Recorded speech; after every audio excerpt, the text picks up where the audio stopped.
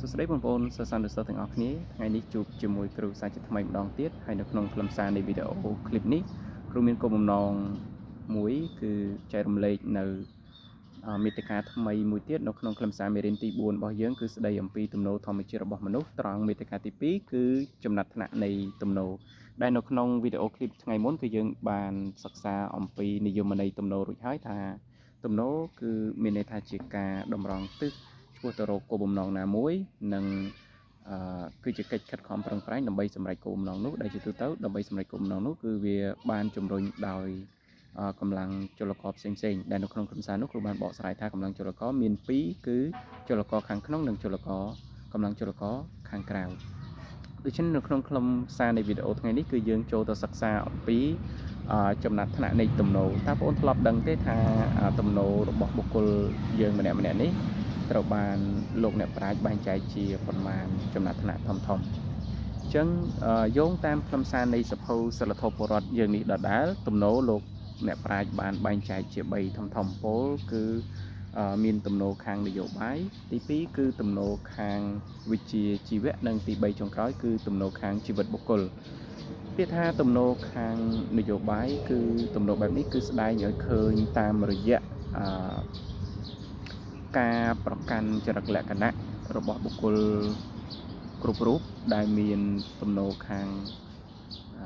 នយោបាយនេះគឺគាត់ប្រកាន់យកនៅមនោគមវិជ្ជានយោបាយគាត់គឺជាបុគ្គលដែល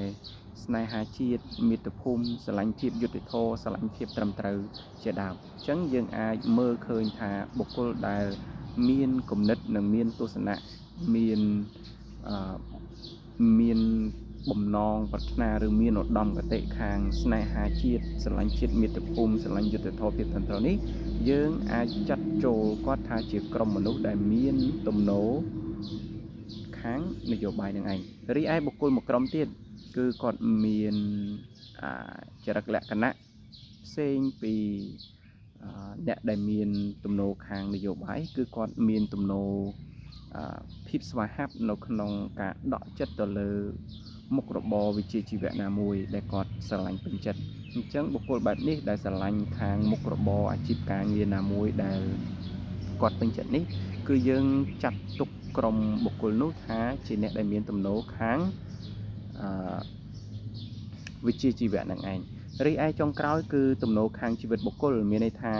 ទំនោរនេះគឺស្ដែងឲ្យឃើញពីចរិតលក្ខណៈរបស់បុគ្គលដែលគាត់ស្រឡាញ់នៅជីវិតមួយដែលរស់នៅប្រកបដោយសិលៈតម្លៃជាបុគ្គលដែលស្រឡាញ់នៅជីវិតដែលរស់នៅប្រកបដោយសិលធម៌ប្រតិបត្តិនៅគុណធម៌ឬជាមនុស្សដែលរក្សានៅគន្លងនិងភាពត្រឹមត្រូវជាមនុស្សនឹងឯងដូច្នេះសរុបសេចក្តីមកវិញយើងឃើញថា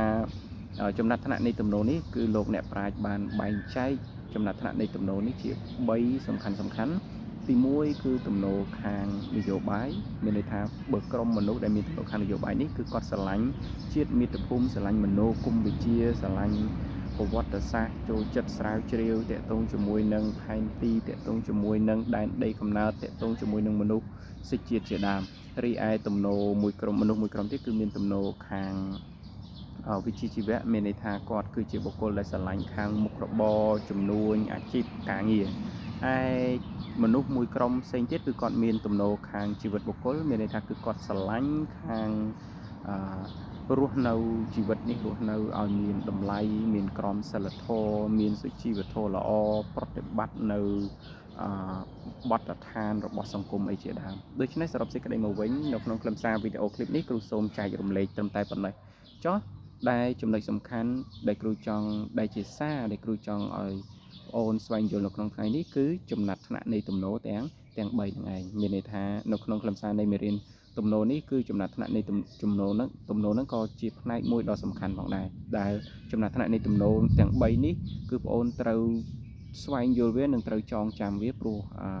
វាជាខ្លឹមសារដ៏សំខាន់នៅក្នុងខ្លឹមសារមេរៀនហ្នឹងហើយក៏វាធ្លាប់ចេញប្រឡងនៅថ្នាក់ជាតិដូច្នេះបងគ្រាន់តែចាំថាចំណាត់ថ្នាក់នៃទំនោរគឺមានត្រូវបានបែងចែកជា3គឺទំនោរខាងនយោបាយទំនោរខាងវិជ្ជាជីវៈនិងទំនោរខាងជីវិតបុគ្គល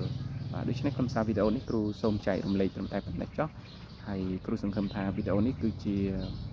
កតិមួយដើម្បីជួយបងប្អូនក្នុងការសិក្សាមុខវិជ្ជាសិលធម៌ពលរដ្ឋឲ្យកាន់តែល្អប្រសើរហើយប្រសិនបើបងប្អូនយល់ថាខ្លឹមសារនេះមាន